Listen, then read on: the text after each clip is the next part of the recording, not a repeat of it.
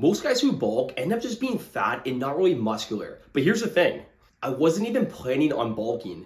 I had a heart condition that forced me to lift lighter, and without realizing it, I slipped into a 6-month bulk. But here's the crazy part, I didn't gain any fat. In fact, I actually built muscle and stayed lean. And in this video, I'm gonna show you exactly what happened and what I did differently. That way you can actually build muscle without blowing up your waistline. Let's jump right into it. Okay, so there are 5 main things that I did differently, 3 of them in the weight room and 2 of them outside the weight room that you're not gonna miss at the end, so stay tuned for that. But the very first thing I did differently, and this is the obvious one, and this will be the quick one, but I have to set the context for you, is I lifted lighter weights for more reps. So to give you my background before, I used to lift a lot of like 6 to 8 rep range and go like really heavy and push to failure a lot. But when my cardiologist told me, like, okay, Rich, you can't lift heavy weights anymore, I obviously had to adapt. So what I essentially did was I lowered the weights, of course, and I just did more reps and doing more of like a 12 to 15 rep range. Now, does this mean 6 to 8 reps is bad? You can't build muscle that way? No, but I'm going to talk about this again later in the video, why I think this kind of led to maybe being a little more stagnant. But the very first training tip I did for myself and that you can apply to yourself as well is I actually lifted lighter weights with more reps, which is going to lead to the next 2 things I'm going to talk about in the weight room. Okay, the second thing that I did differently was I added a pause where it's hardest in the movement. Again, not that lifting heavy is bad, of course, it's actually fantastic, but when I used to lift heavier weights, I never really controlled the range of motion, right? Like I was squatting, kind of bouncing it, or bouncing up a bench press, and there was really no control when I was doing the reps. But when I started lifting heavier and adding more reps, again, I knew I had to find different ways to get a stimulus to my muscles because lifting heavy was no longer in the question. So what I essentially do is I made the movement hardest at the hardest position. For example, pause on the bottom of the chest press, pause on the top of a row, bottom of the squat. Those are all things that I really did that made training a lot more challenging for me, but at the same time, really not stressing my heart. So whether you're lifting heavy or maybe you're doing like the lighter weight with more reps approach like I'm currently doing, try to add a pause where it's hardest in the movements, like top lateral raise. I'm sure you guys know what I'm talking about. And the more time you can hang out where it's hardest, the better results you're gonna see. Because I think a lot of times we just go through the range of motion without actually really knowing what muscle we're maybe working, or we're just trying to get that exercise done as fast as we can.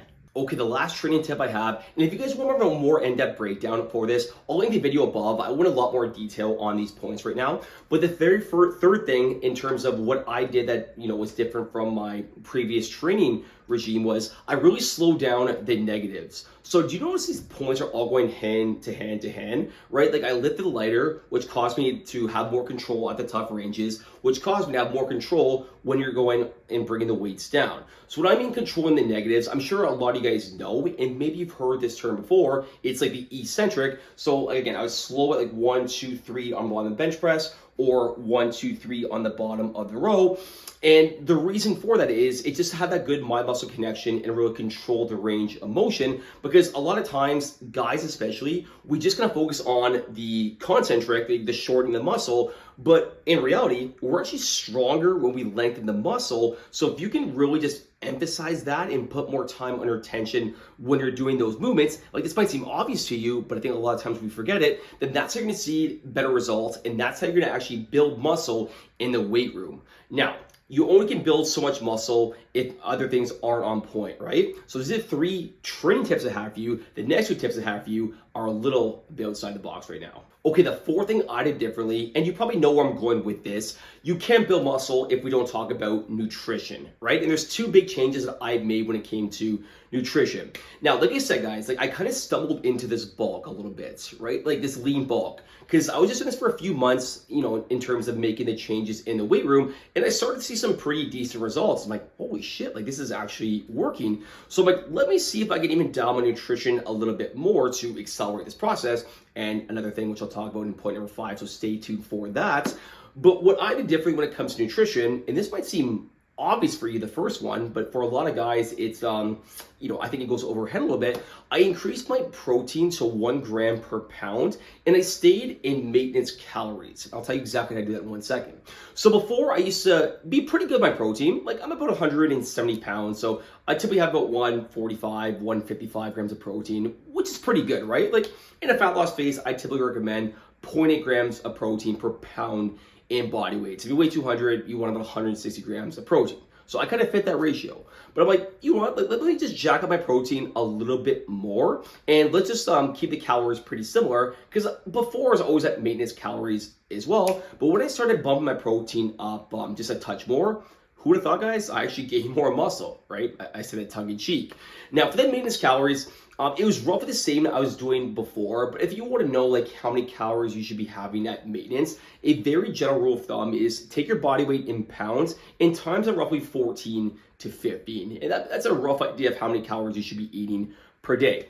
Now, the second big change I really did for nutrition, and I never count fats or count carbs, stuff like that, because you don't need to overcomplicate it unless you're trying to become like a professional bodybuilder. But I just increased my carbs a little bit, and I decreased my fats a little bit to compensate. So protein went up, carbs went up, fats decrease, right? Because I'm sure a lot of you guys know fats has the most calories per gram in it, and carbs is super underrated when it comes to building muscle. And so many times we just talk about protein, but what carbs is going to really do for you, it's going to give you so much more energy, and it should help you in terms of lifting more weights in the gym, since you have that energy. So to kind of recap nutrition, and we'll get to the fifth point here, try to get 1 gram per pound in body weight if you're trying to look for that lean bulk. Hit that maintenance calories, which is about 14 to 15, and then try to increase your carbs a little bit and decrease your fats a little bit to compensate. And if you do those 2 to 3 things, I guarantee you're gonna be pretty happy with the results. All right, guys, before we get to the fifth point, if you want to join our free community where we help men shed 20 pounds of fat without living up a robot, I'll put the link in the comments below. We're giving more value here than $1,500 coaching programs, so you're not going to want to miss it. But the fifth thing that I did differently that I think so many guys completely overlook is I focus a lot more on recovery. And 2 things kind of happen here. Number one, again, I think I kind of stumbled into the recovery a little bit because when I was lifting like heavy, I was really beating my body up. Like I was going pushing to failure, doing a lot of heavy weights, not giving my body a chance to recover, sometimes 6 workouts per week. But then of course, when I had to tone that down, I wasn't pushing as close to failure. And I obviously lightened the load for a lot of my movements. My body's recovered a lot faster. And in order to build muscle, if we just focus on the training and even nutrition, but we don't focus on the recovery aspect, then it's going to make building muscle a lot more challenging to do. Now, the second thing that I did consciously, because like I said, I kind of stumbled into that luckily, which obviously makes sense. Like obviously the more you recover, the more you're going to build muscle. But the second thing I really did too that helped with my recovery was more mobility. So I really kind of focus on hip and shoulder mobility just to move and feel better. But also the big one is sleep. And I really try to prioritize my sleep the best I can, because as you know, sleep, guys, is more anabolic. And if you're sleeping like crap, good luck building muscle. Hope you enjoyed this video. If you did, please like and subscribe. And remember, guys, make sure to join our free community. It's going to help busy men shred 20 pounds of fat without living like a robot. And I'll give you more in-depth techniques in terms of my lean bulk and how to build muscle the right way. Thanks for watching, guys, and we'll talk soon.